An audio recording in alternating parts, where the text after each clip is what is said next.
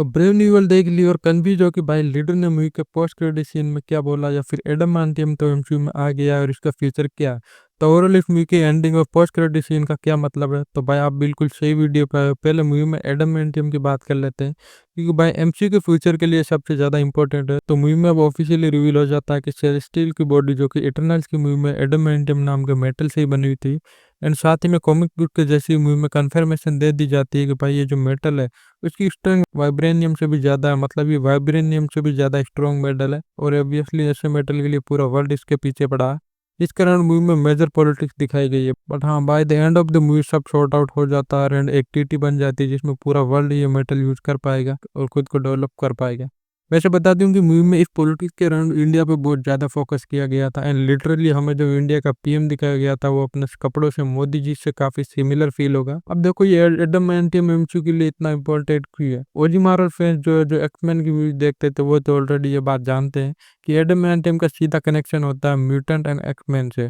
ना illegally smuggling किया हुआ ये मेटल म्यूटेंट को इनहेंस करने के लिए यूज किया जाता है। अब एक्समैन वाले यूनिवर्स में ऑलरेडी इसका यूज वोल्वरिन को उसको मेटल कलर देने के लिए कर दिया गया था। हमने डेडपुल एंड वोल्वरिन में भी इस वर्जन को देखा ही था। इवन डेडपुल के अल्टरनेट वर्जन को भी इसका ही शॉट दिया गया था। ये एक्स3 के क्लोज को ले लो एंड और भी कई कैरेक्टर है एक्समैन के यूनिवर्स में जो कि एडमेंटियम में अपने पावर्स को इन्हांस करते हैं।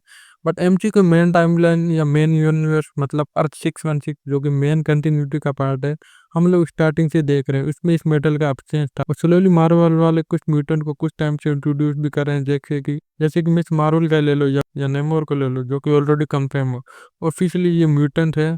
तो हाँ, in future combination of mutant adamantium हम कई सारे नए म्यूटेंट दे सकता है। एंड ऑब्वियसली नया वोल्वरिन भी। वैसे भी खबर तो है कि सीक्रेट वॉर्स के बाद एमसीयू का शॉर्ट ऑफ एक रिबूट हो जाएगा एंड म्यूटेंट सागा की शुरुआत होगी।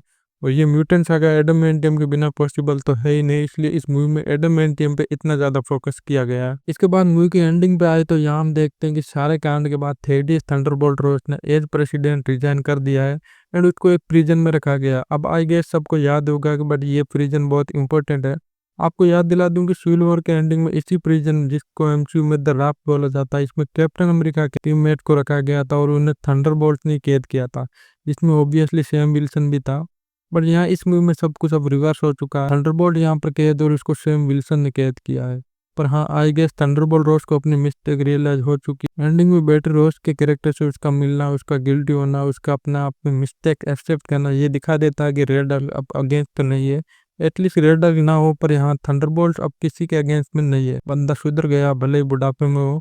अब देखो इसके बाद इंटरेस्टिंग ये भी है कि इसके प्रिजन में लीडर को भी बंद करके रखा गया। और उससे भी ज्यादा इंपॉर्टेंट ये है कि falcon and the winter soldier के एंडिंग से हमें यह पता चलता है कि इस प्रिजन में इवन हेलमेट गेम भी है। तो क्या पता इन फ्यूचर इनका कुछ टीम अप जैसा हमें देखने को मिल जाए। फिर हाँ, एंडिंग में हमें एक छोटा सा डिटेल दिया गया जहाँ हम वेकेंट टोरस को हॉस्पिटल में देखते हैं जो कि करंट फाल्कन है एंड ऑब्वियसली उसका सूट डैमेज हो चुका है, जिसपे वो बोलता है कि भाई वाकांडा से सेम का कनेक्शन तो है ही, तो क्यों ना वे अपने विंग के साथ फाल्कन के विंग को भी अपग्रेड करवा दे। तो हाँ, एज एक्सपेक्टेड इन फ्यूचर दोनों इस कैरेक्टर के सूट में अपग्रेड होगा जो कि एक्सपेक्टेड भी। इनको अपने टॉय जो बेचने रहते हैं तो ये लोग सूट अपग्रेड करते रहते हैं। एंड फाइनली अब आ जाते हैं इसके पोस्ट क्रेडिट सीन पर।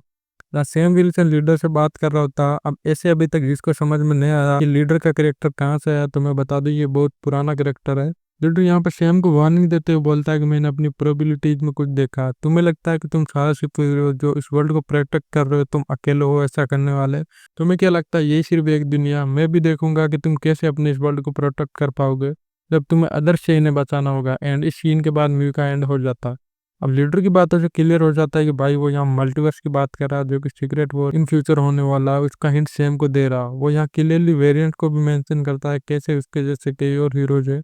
एंड हमने एमसीयू में ऑलरेडी कई सुपर हीरोज एंड विलन्स के वेरिएंट को देखा ही है, स्टार्टिंग विद लॉकी, फिर मल्टीवर्स ऑफ मैडनेस, फिर no way and most recently Deadpool and Wolverine. And हमने इवन डिफरेंट यूनिवर्स को लो या फिर डिफरेंट वर्ल्ड को लो, जैसे कि अर्थ 838 जो कि मल्टीवर्स ऑफ मैडनेस में दिखाया गया था। इवन द मार्वल्स का जो पोस्ट क्रेडिट सीन है वो भी एक अल्टरनेट अर्थ में दिखाया गया, इसमें 20 था। एंड इवन फैंटास्टिक फोर की जो अपकमिंग मूवी है वो भी एक सेपरेट यूनिवर्स में टेक प्लेस करती है। तो हाँ, यहाँ लीडर इसी का हिंट देता है और बोलता है कि दूसरों से कैसे अपने हाथ को प्रोटेक्ट करोगे मैं भी देखता हूँ। एंड इस लाइन से उसका सीधा मतलब है कि सीक्रेट वॉर में इनकर्जन होगा। उससे अर्थ के सुपर हीरोज कैसे प्रोटेक्शन करते हैं, यहाँ देखने वाली बात होगी। देखो सिंपल भाषा में समझाओ तो इनकर्जन बोलो तो जहाँ दो अर्थ आपस में कोलाइड होने लगते हैं एंड इसको रोकने का एक ही तरीका होता है, दूसरे वाला अर्थ को टकराने से पहले डिस्ट्रॉय कर दिया जाए। एंड इसी में वॉर होता है जिसमें दोनों ही अर्थ के सुपर हीरो जो कि वेरिएंट्स है आपस में भिड़ जाते हैं एंड अपने अपने यूनिवर्स को प्रोटेक्शन देने के लिए। बेसिकली आयरन मैन का वेरिएंट आयरन मैन से लड़ रहा होता है या फिर स्पाइडरमैन का एक वर्जन दूसरे वर्जन से लड़ रहा होता है, वैसे ही को हमें कुछ सीक्रेट वॉर में देखने को मिलेगा। एंड इसको ऑब्वियसली अब फैंटास्टिक फोर के साथ स्लोली सेटअप किया जाएगा, जहाँ डॉक्टर डूम का हमें इंट्रोडक्शन मिल सकता है। फिर एवेंजर्स डूम्सडे के साथ हम सीक्रेट वॉर्स की तरफ बढ़ेंगे। तो हाँ, लीडर यहाँ फ्यूचर में होने वाले इसी इवेंट की बात कर रहा है। पर क्वेश्चन तो आता ही है कि भाई लीडर को इन सब के बारे में कैसे पता। इस पर अभी के लिए मैं यही बोलूंगा, ये कैरेक्टर सुपर इंटेलिजेंस है। मूवी में कई बार दिखाया गया था कि वो कैसे फ्यूचर में होने वाले इवेंट्स को ऑलरेडी गेस कर लेता है, प्रेडिक्ट कर लेता है और उसके अकॉर्डिंग अपनी प्लानिंग करता। एंड ऑब्वियसली मूवी में उसका प्लान सक्सेसफुल भी हुआ था, उसने खुद आके अपने आप को सरेंडर किया था, वह कभी हारा नहीं। एंड उसने थंडरबोल्ट रोस्ट को सबके सामने एक्सपोर्ट भी कर दिया। बेसिकली मूवी कैप्टन अमेरिका की थी, पर हाँ अपना विनर लीडर ही रहा, उसे हारते हुए मूवी में नहीं दिखाया गया। थंडरबोल्ट रोज ने लीडर को हल्क के ब्लड से एक्सपोज होने के बाद गामा रेडिएशन से मल्टीपल टाइम एक्सपोज किया, जिसमें उसमें सुपर स्ट्रेंथ तो नहीं पर हाँ सुपर ब्रेन जरूर आ गई। एंड इसी एनालिटिकल थॉट के साथ में भी उसके साथ इतनी इन्फॉर्मेशन हो जिससे उसने प्रेडिक्ट कर लिया कि मल्टीवर्स एग्जिस्ट करता है एंड इन फ्यूचर इसके चलते एक लड़ाई हो सकती है। ऑब्वियसली एमसीयू में ऑलरेडी कुछ ऐसे इवेंट हो चुके हैं जो कि मल्टीवर्स की तरफ क्लियर हिंट भी देता है, लाइक नो वे होम। तो आज के इस लीडर के लिए सब प्रेडिक्ट करना इतना मुश्किल नहीं होगा। हाँ, तो ये था ब्रेव न्यू वर्ल्ड मूवी का पूरी ending and post credit scene का एक्सप्लेनेशन। आई होप आपको एक्सप्लेनेशन पसंद आया होगा। इफ हाँ तो वीडियो को लाइक करना, शेयर करना एंड चैनल पर न्यू है तो सब्सक्राइब करके जाना। इस मूवी का मेरा रिव्यू देखने के लिए लास्ट वाली वीडियो जरूर चेकआउट करना। बाकी मैं जल्दी मिलूंगा नई वीडियो के साथ, तब तक के लिए टाटा बाय बाय।